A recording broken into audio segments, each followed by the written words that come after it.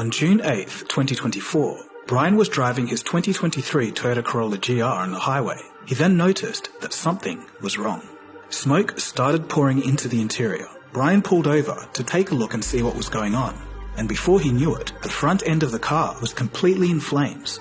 Some of the damage was covered by insurance, but the remaining cost was to be covered in a warranty claim by Toyota. After all, the car was only 1 year old and just caught fire for no apparent reason. But to his horror, Toyota denies his claim. Why?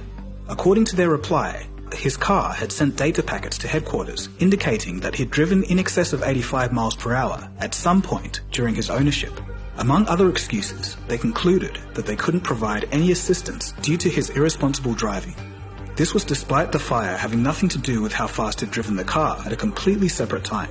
For context, the GR Corolla is a rally car which can do 0 to 60 miles an hour in under 5 seconds. This scenario sounds like a comic relief B-plot in a dystopian sci-fi movie, but this is very real and is happening today. In 2023, there was a review of the privacy standards of 25 major car brands by the Mozilla Foundation. The results were a complete disaster.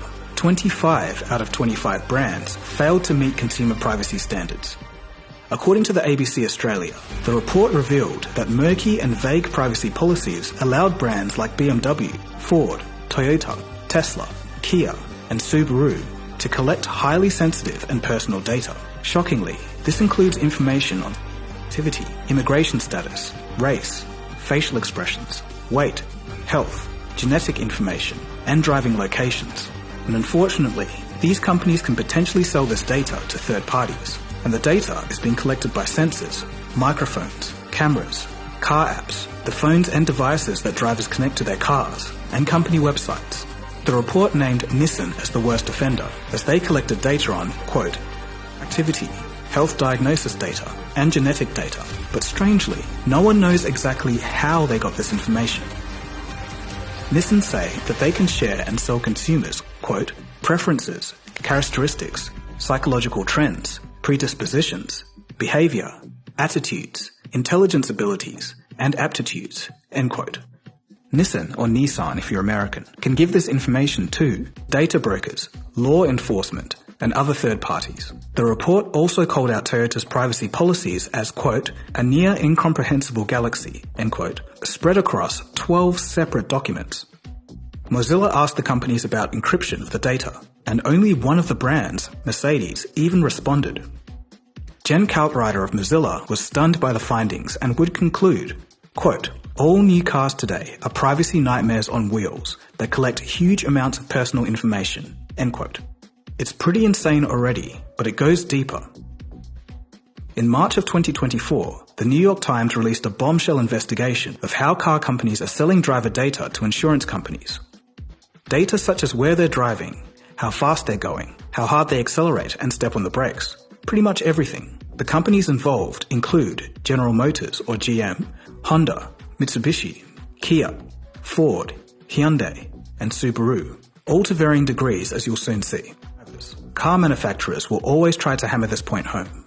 And at a stretch, if you squint your eyes, perhaps you could see it that way.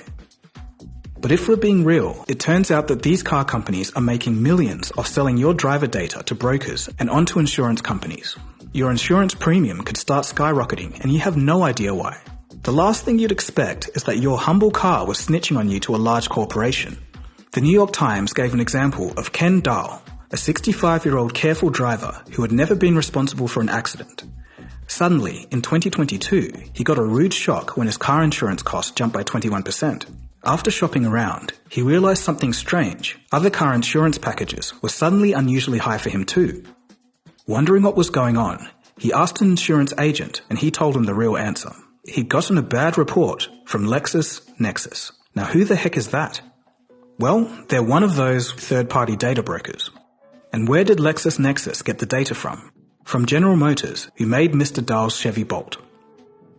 He dug a bit deeper and got his hands on the actual report from Lexus. It was over 130 pages long, detailing every move that he and his wife had made. 640 trips. It included when he was speeding, braked sharply or accelerated sharply, the time they set off for a trip, and the time the trip concluded. Mr. Dahl would tell the New York Times, quote, it felt like a betrayal. They're taking information that I didn't realize was going to be shared and screwing with our insurance. The raw data from your car is collected, sold to data brokers who analyze it and then send it to your insurance company, all without you having a clue. Some car companies do sell the information directly, and some do have opt-in clauses, but many don't and are on by default without the drivers knowing. Furthermore, these drivers aren't aware that their data is being shared with third parties. Even for those drivers who opt in on data collection to improve their driving, they innocently think it's going to help them become a better driver. There's still no obvious indication that this data is going to third parties. A lot of the time, it's hidden behind the fine print of legal jargon. For sports car enthusiasts, it's a nightmare. The same New York Times report shines a light on one Corvette owner. He took his car out for a spin on a professional racetrack. His car's data was then filled with rapid acceleration events, potentially ruining his car insurance score. Another Cadillac owner had had enough after he was denied car insurance by 7 companies.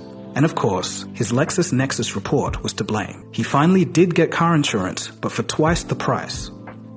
Kia, Subaru and Mitsubishi also share data with LexisNexis, who has now collected data from over 10 million cars.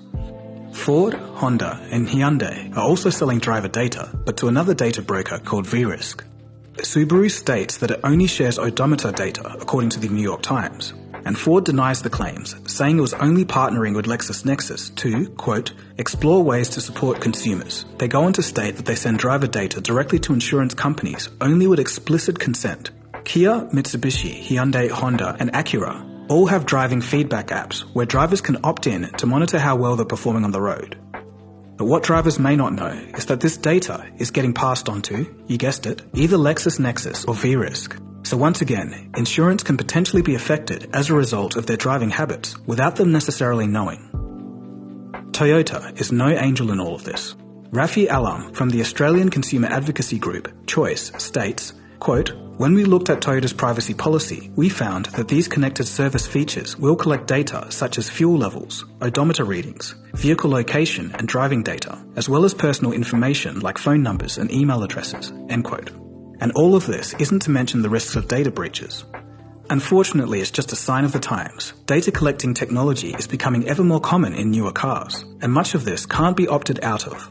Most new cars today will have some kind of location tracking technology included. But does it have to be this way? Critics argue that these data collection practices are non-transparent. Hidden clauses in massive complicated contracts aren't good enough. California's privacy regulator, Senator Edward Markey, have called for investigations into these data practices. He questions whether this violates consumer protection laws. Overall, the intersection of connected car technology and insurance rates poses important questions about transparency and consumer rights. Our cars can't just be spying on us without our knowledge. And writing it all in the fine print, hidden within walls of legal jargon, isn't good enough either. It should be clear that there's a need for more robust consumer protections to ensure that drivers are fully aware of what data is being collected, how that data is being used, and how it can impact insurance costs. To be fair, driver data can be used for good things, such as faster emergency response times and predictive maintenance. But the potential for abuse is massive. We need to stop and think, do these benefits outweigh the risks? When it comes down to it, we've been driving cars that have been offline for over a century with very little issue. As a society, we're only just beginning to grapple with how important our personal data is. The fact that data harvesting has made its way into the auto industry should be enough to give anyone pause. I think it's about time we started giving control back to consumers.